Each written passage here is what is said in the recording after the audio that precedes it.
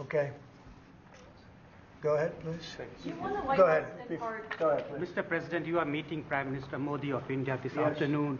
What kind of trade and tariff relations would you like to have with India, and what's the vision for India? US? Yeah, India traditionally is the highest, just about the highest tariff country. They charge more tariffs than any other country. And, I mean, we'll be talking about that. But, again, whatever they charge us, we're charging them. So it works out very well. It's a beautiful, simple system. And we don't have to worry about, gee, we're charging too much or too little. But traditionally, India is right at the top of the pack, pretty much. There are a couple of smaller countries that are actually more. But India is a they charge tremendous tariffs. I remember when Harley Davidson couldn't sell their motorbikes into India because of the fact that India, the tax was so high, the tariff was so high. And Harley was forced to build, I guess they built, I don't know, that was a while ago, but I think they built a factory in India in order to avoid paying the tariffs. And that's what people can do with us. They can build a factory here, a plant or whatever it may be here, and that includes the medical, that includes cars, that includes chips and semiconductors, that includes everything. If you build here, you have no tariffs whatsoever. And I think that's what's going to happen. I think our country is going to be flooded with jobs. What should consumers expect? Are prices going to go up short-term, well, long-term? Not necessarily. I mean, not necessarily. But I'll tell you what will go up is jobs. The jobs will go up tremendously. We're going to have great jobs for everybody. This is something that should have been done many years ago. China did it. I mean, China did it at a level that probably nobody's ever seen before. If you manufactured a car, you couldn't send it into China. The tariff was so high, so everybody went and they built in China. It was no big secret. So we're going to see, but it's going to mean tremendous amounts of jobs. And ultimately, prices will stay the same, go down. But we're going to have a very dynamic country. But if prices go up, Mr. President, because of these tariffs, who do you think voters should hold responsible? Oh, I think what's going to go up is jobs are going to go up. And prices could go up somewhat short term, but prices will also go down. And I think the farmers are going to be helped by this very much because product is being dumped into our country and our farmers are getting hurt very badly by the last administration. The last administration hated our farmers, like at a level that I've never seen before. I think our farmers are going to be helped. Jobs are going to be helped, but our farmers are going to be helped. Our manufacturers are going to be helped. And again, if somebody wants to come in, including the car companies, if they want to come in and build car plants, they'll do it without tariffs, and therefore prices won't go up. There could be some short-term disturbance, but long-term, it's gonna make our country a fortune. So Americans should prepare for some short-term pain. No, possibly. you said that. I didn't say that. You know? Well, if the prices go up, let's see what happens. Nobody really knows what is going to happen, other than we know that jobs are going to be produced at levels that we haven't seen before. We know that we think interest rates are going to ultimately be coming down because of things that happen, and they go hand in hand with the tariffs.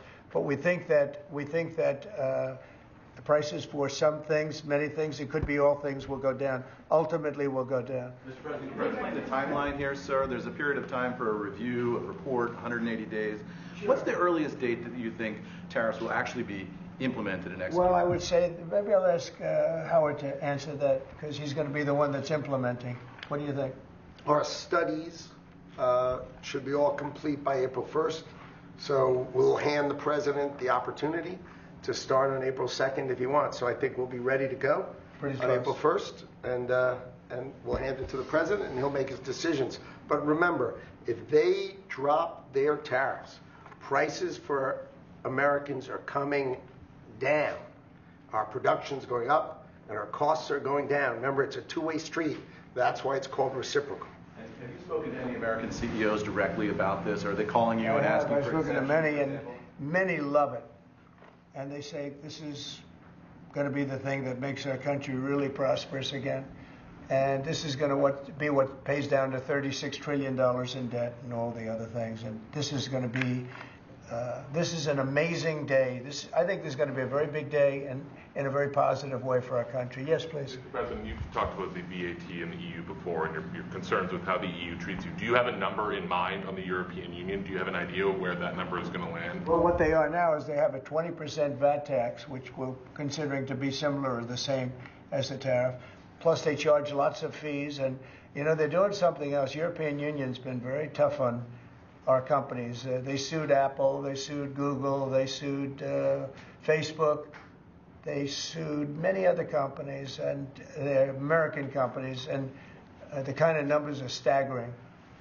And the court system over there is not very good to our companies. If you know that Apple had to pay, I think, $16 billion in a penalty, a court case that was really shocking because most people thought they would have won that court case, people that watched it. So they've been very tough. Airlines have called me up and they said, could you help us with Europe because they're charging us so many different fees. I got a call from the head of American, United, and other airlines saying, every time we land a plane, we get just absolutely killed by the European Union. And so they haven't been treated as good. We think the European Union is wonderful. We all love Europe, love the countries in Europe. But European Union has been absolutely brutal on trade. Canada has been very bad to us on trade, but now Canada is going to have to start paying up. And Canada has been tough on the military because they have a very low military cost. They think we're going to, protect them with our military, which is unfair. So Canada is going to be a very interesting situation because, we just don't need their product. And yet they survive off the fact that we do 95% of what they do. And Canada is just absolutely, I say it, and sometimes people smile and sometimes they say, great idea, but Canada, their taxes would come down greatly. Their security would go up greatly. Amazing things happen to Canada. And really Canada in this particular, why would we pay $200 billion a year in subsidies to Canada when they're not a state? You do that for a state, but you don't do that for somebody else's country. So I think Canada is going to be a very serious contender to be our 51st state. How are negotiations going with Canada? There was obviously a delay in implementing those tariffs. I spoke to Governor Trudeau on numerous occasions, and we'll see what happens. But it just sets up so good for them. Look, the people would pay much less tax than they're paying right now. They'd have perfect military protection. They don't have any military protection because and you take a look at what's going on out there. You have Russian ships, you have China ships, you have Chinese ships, you have a lot of ships out there, and people are in danger. This is a different world today. It's a different world. They need our protection. Yes. You mentioned Elon Musk and the efforts that he's undertaking with your authority. You granted him new authority this week.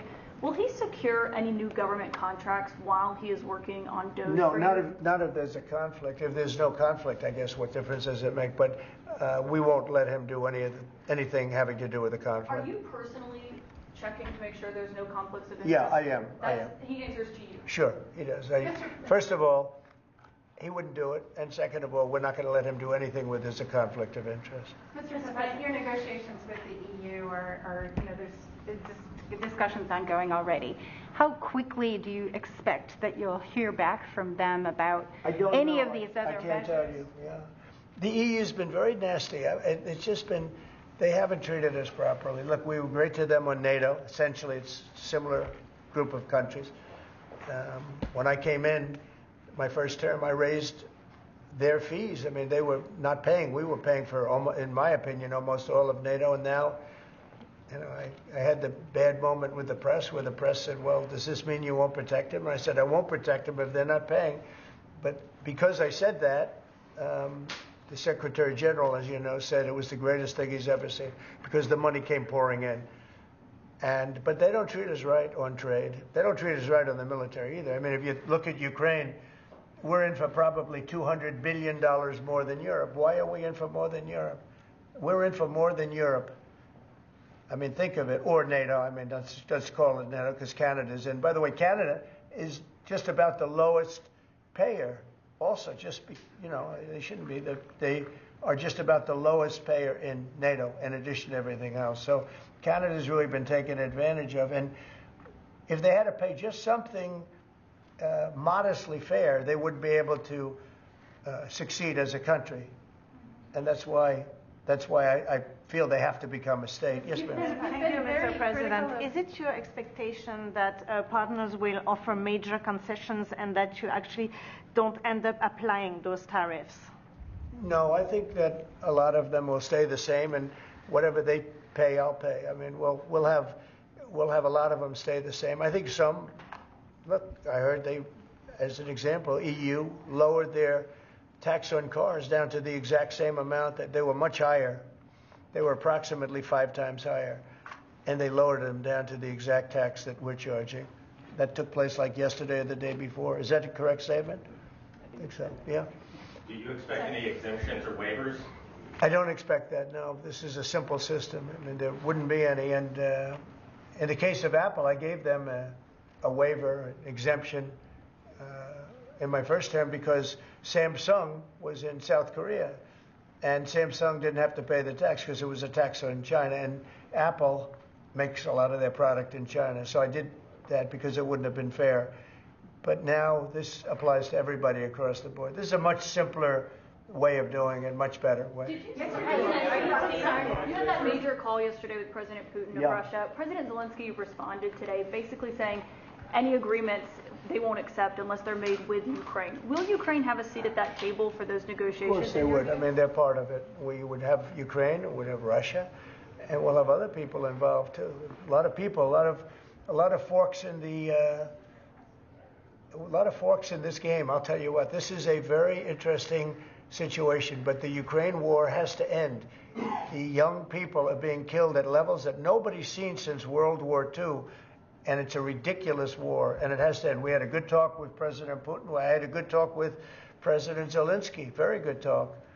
And somebody said, oh, I should have called Zelensky first. I don't think so. I mean, we have to find out whether or not Russia wants to make a deal. I know that Zelensky wants to make a deal because he told me that. But I now know that Russia wants to make a deal. Did you ask Secretary Hegseth to walk back his comments yesterday saying Ukraine won't join NATO and won't go back to pre-2014 borders because those are bargaining chips you could use? No, I didn't. Somebody told me to, but I thought his comments were good yesterday, and they're probably good today. They're a little bit softer, perhaps, but I thought his comments yesterday were pretty accurate.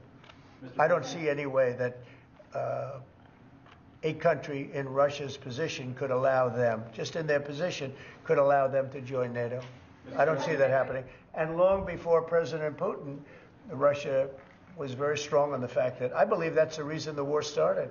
Because Biden went out and said that they could join NATO, and he shouldn't have said that. As soon as he said that, I said, you know what?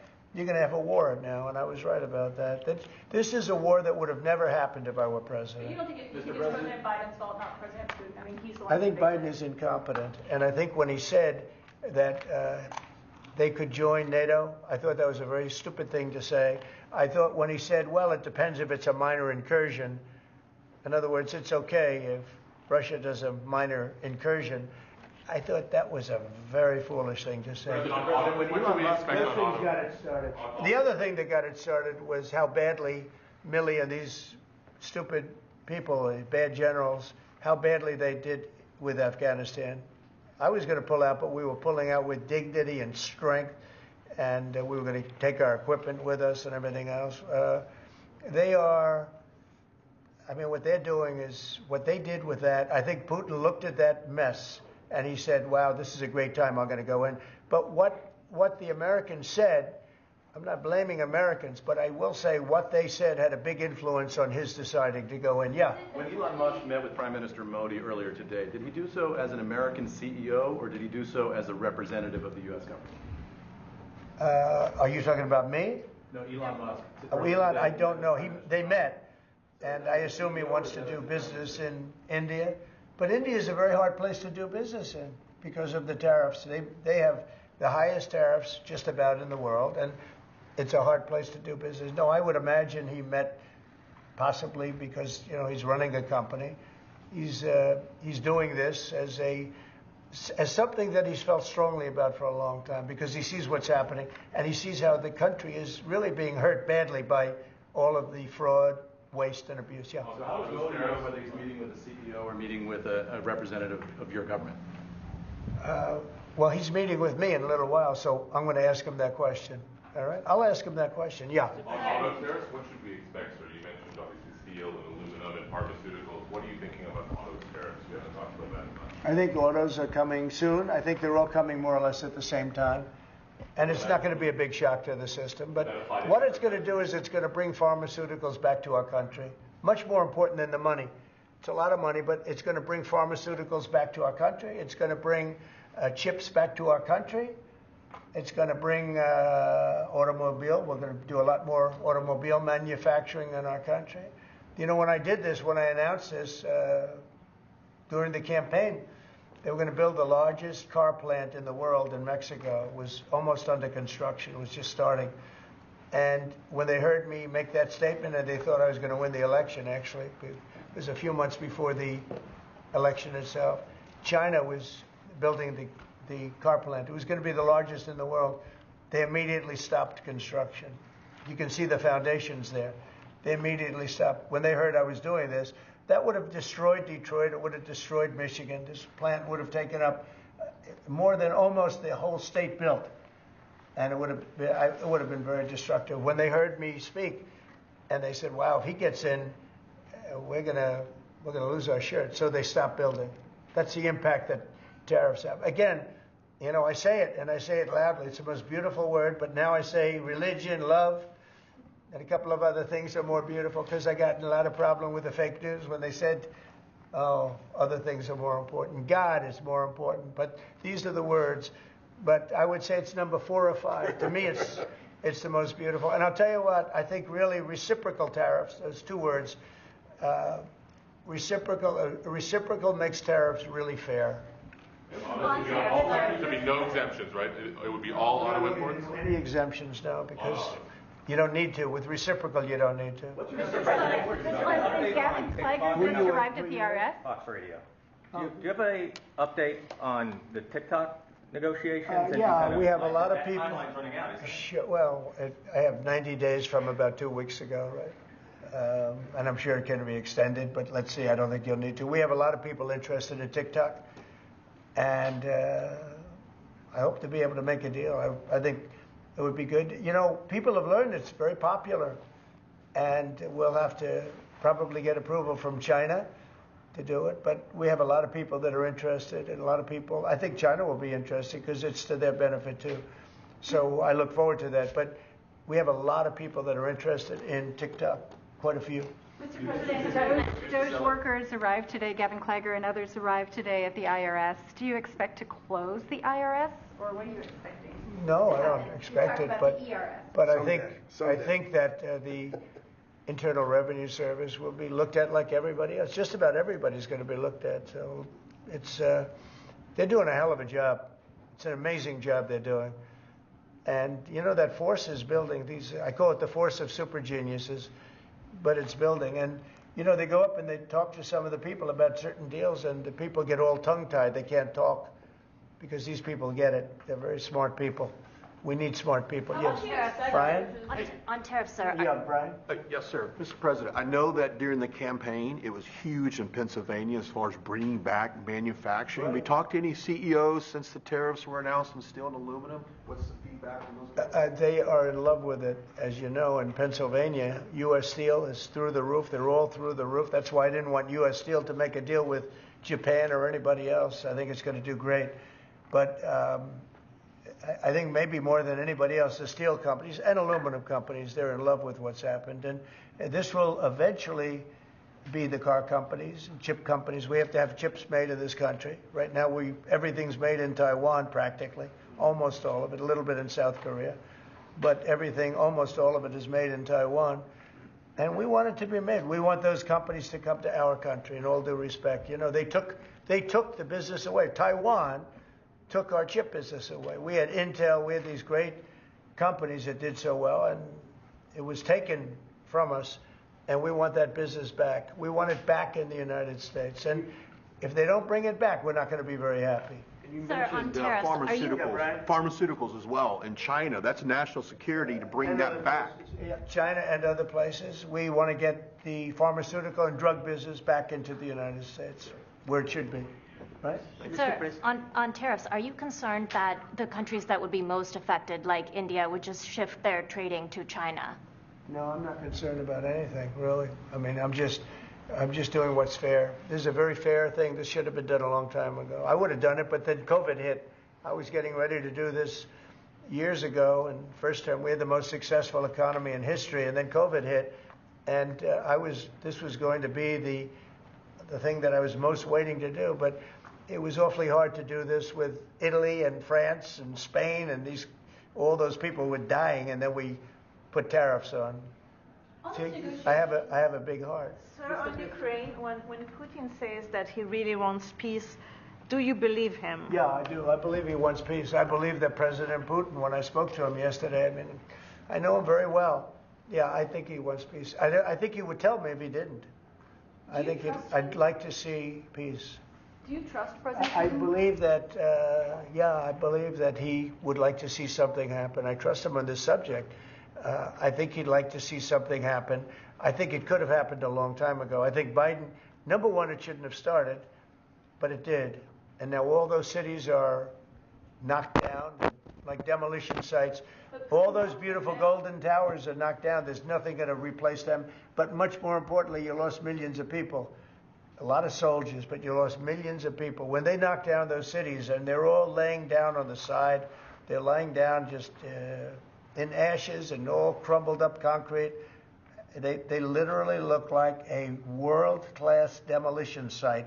And many of them, almost all of them, but many of them, and this should have been done by Biden years ago. This should have never been allowed to happen. I know he's a friend of yours. But couldn't Putin just withdraw his He's a friend of today? CNN. That's why nobody watches CNN anymore, because they have no credibility. Okay, who else? Yes, please. Sir, if you can find a buyer in the United States for TikTok, do you think Xi Jinping will authorize the sale of it, or will he? I'm going to make it worthwhile for China to do it. I think so.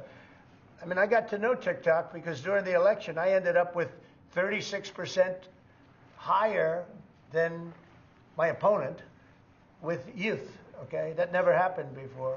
That's always been a Democrat thing, youth. It became a Trump thing. And I think TikTok, I think Joe Rogan was a part of it. Some of the great people that I did interviews with were a part of it. But I think that TikTok was I think it was a big part. Look, as you know, we were up by 36% with youth. The Republican was never up with youth.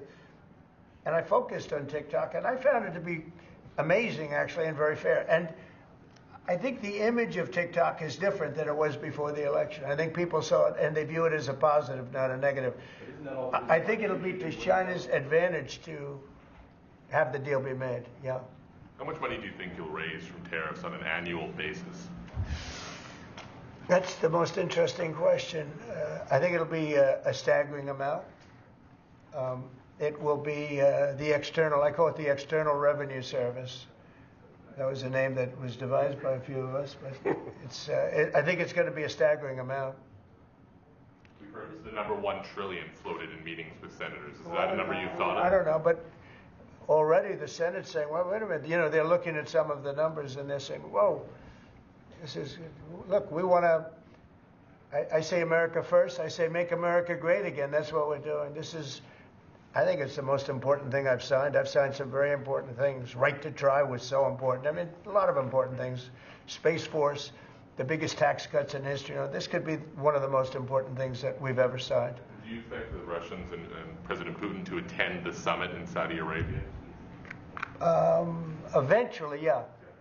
Not quite yet. It's a little early. They're having a meeting in Munich tomorrow. Russia is going to be there with our people. Ukraine is also invited, by the way. Not sure exactly who's going to be there from any country, but high-level people from Russia, from Ukraine, and from the United States. Do you want to have Russia back to the G7, sir? I'd love to have them back. I think it was a mistake to throw them out. Look, it's not a question of liking Russia or not liking Russia. It was the G8, and I said, what are you doing? You guys, all you talk about is Russia, and they should be sitting at the table. I think Putin would love to be back. Obama and a couple of other people made a mistake and they got Russia out. It's very possible that if that was the G8, you wouldn't have had the problem with Ukraine. And if I was president, you definitely wouldn't have had the problem with Ukraine. Russia would have never attacked Ukraine. But you ask a very good question, the G8. It used to be the G8, and then these people threw them out. And I was arguing with Trudeau and with numerous of the people. Actually, Prime Minister Abe, a great man from Japan, agreed with me 100%, and some of the others did too. But I got there, it was the G7, as you know. They had already been terminated. I think it would have been very helpful, and it still would be helpful to have Russia be a part of that mix. And I think if they were, I don't think you would have had the problem that you have right now. Russia is part of the G20. They kicked them out, of course, because they illegally annexed Crimea. I mean, how would you have responded if Russia invaded or took over? They took Crimea during Obama. They took. Well, now they're looking to take the whole thing. Then they took a big chunk of land and people, as you know, during Bush. And now they're trying to take the whole thing during Biden.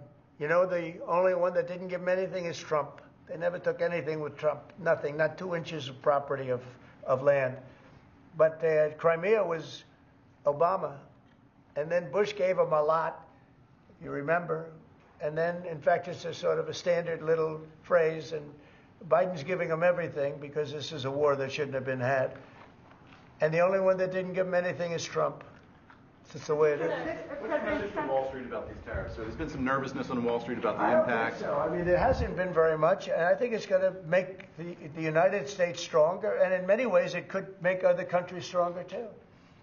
You know, other countries want to have a strong United States. They want to have a strong America, and I think it's going to make us very, very strong, much stronger. And we have a lot of work we're doing on the military. Our military already, I've authorized some contracts to be built that are very substantial. We're building the greatest equipment in the world. We have the greatest military equipment in the world. We're building it. At some point, when things settle down, I'm going to meet with China, and I'm going to meet with Russia, in particular, those two. And I'm going to say, there's no reason for us to be spending almost $1 trillion on military. There's no reason for you to be spending $400 billion.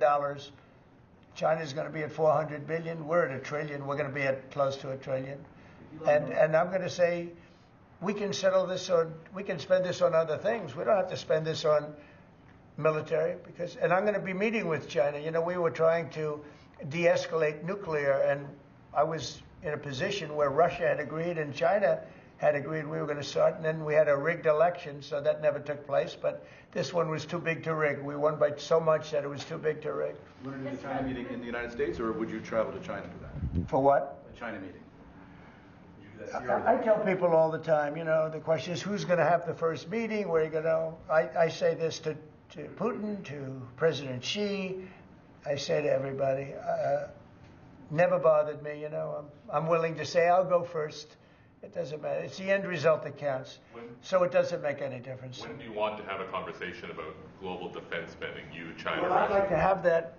As soon as things settle down, I'm going to have that conference, primarily with China and Russia, because those are the two that really are out there. And we're going to have them spend a lot less money, and we're going to spend a lot less money. And I know they're going to do it. They agreed to it. We were talking about denuclearizing, and President Putin and I agreed that we were going to do it in a very big way. There's no reason for us to be building brand new nuclear weapons. We already have so many. You could destroy the world 50 times over, 100 times over. And here we are building new nuclear weapons, and they're building nuclear weapons, and China's building new nuclear weapons, and China's trying to catch up because, you know, they're very substantially behind, but within 5 or 6 years they'll be even. And we're all spending a lot of money that we could be spending on other things that are actually, hopefully, much more productive. Hopefully there'll never be a time when we need those weapons. If there's ever a time when we need nuclear weapons, like the kind of weapons that we're building and that Russia has and that China has to a lesser extent but will have, that's going to be a very sad day. That's going to be probably oblivion. Do you see that as separate conversations, or do you see one giant summit with you, Xi Jinping, and Vladimir Putin? Yeah, I could see that. Let things calm down a little bit. You know, when I left, we had no Middle East problem. We had no Russia going into Ukraine. They never would have done it. Putin never would have done it. And I came back and we got like the whole world is blowing up. So when we straighten it all out, then I want to have one of the first meetings I want to have is with President Xi of China, President Putin of Russia, and I want to say, let's cut our military budget in half. And we can do that. And I think we'll be able to do it. If Elon Musk identifies wasteful spending in the Defense Department, defense contractors and the like, are you willing to go after that spending as well? We have to go waste, fraud, and abuse. Yeah, and we're doing that. I'm just wondering about your conversations on defense spending. Would you want to do that as a trilateral, or would you use the existing body that also already includes China and Russia, the G20? No, it's the people. It's President Putin, President Xi. I don't need bodies. I don't need anything. It's people. It's all about people. It's about relationship and people. And, I've had a good relationship with President Putin. I've had a good relationship with President Xi. It's about people. And I think when things straighten out, which I hope will be in the not too distant future, the meeting I want to have first is a meeting with China and a meeting with Russia on slowing down, stopping, and reducing nuclear weapons in particular, and also on not having to spend the kind of money we're all spending on weapons, military weapons generally. I think my question is, would you have those meetings separately with each of those leaders, or would you try to bring them all together? Both. You start off separately, and that's what was happening. I was dealing with President Putin. We had really an understanding where we were going to denuclearize. What a beautiful term that is, right? Denuclearize. What a great thing if we could do that. And we were going to, he really liked the idea, and so did I. And we had then called China, and China was very open to it. And then COVID hit, and then we had a rigged election. But now there was no rigged election. Now we have an election that was too big to rig. That's what my whole theme was, too big to rig. And they tried, but they didn't pull it off. Sir, as part of the reciprocal tariffs, would you also direct agencies to study the impact they would have on prices in the U.S.?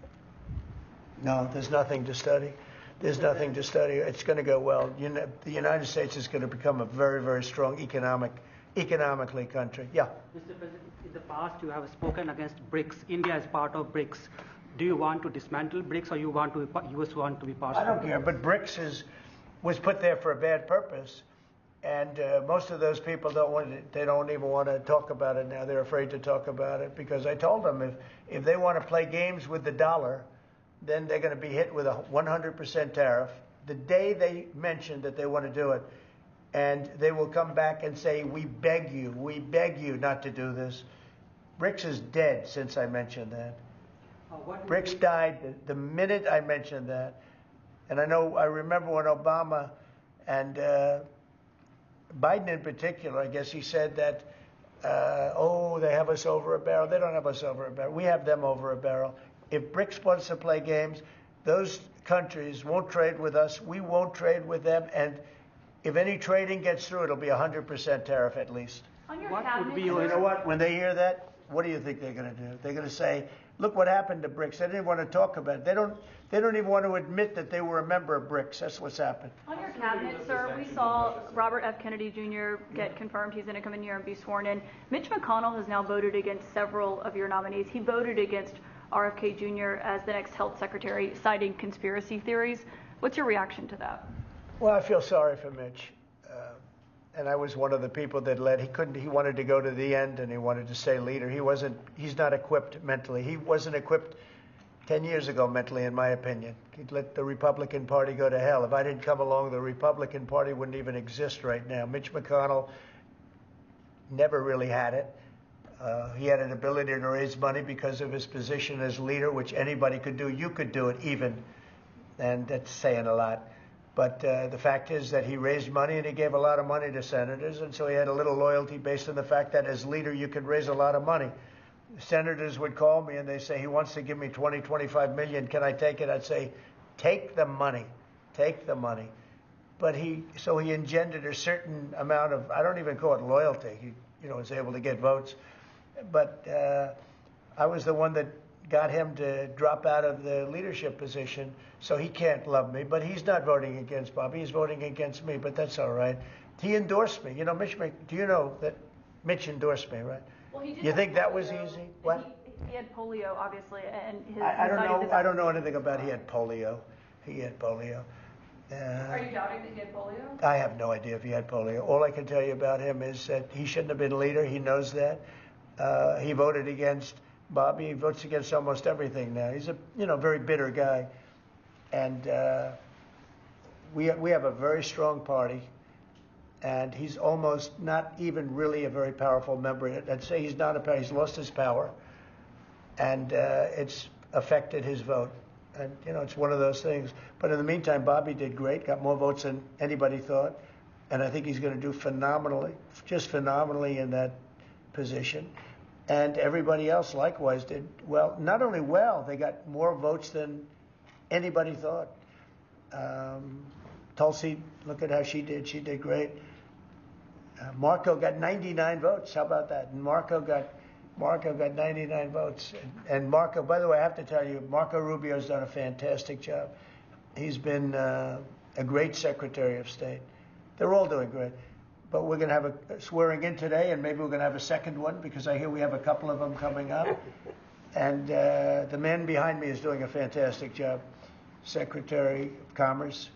And I think you're going to see something very big come from today's signing. This is going to be a very important signing. Okay? On U.S. Steel, sir, can I ask very quickly? You said you'd meet with the head of that company and the Japanese company. U.S. Steel is going to be here, and a lot of the steel companies are coming. I think steel companies, they love what's happening to them. We saved it. If I didn't do the tariffs from my first term, you wouldn't have one steel company here. You wouldn't have one steel. There wouldn't be a steel company alive in the United States. And right now, they're going to be thriving. They're doing very well, but they're going to be thriving.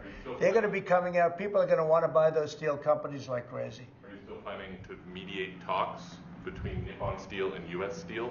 Yeah, I don't know. I think U.S. Steel right now has all the power. The tariffs have given U.S. Steel a new lease on life. Okay? Thank you all very much. Thank you. Thank you. Let's go.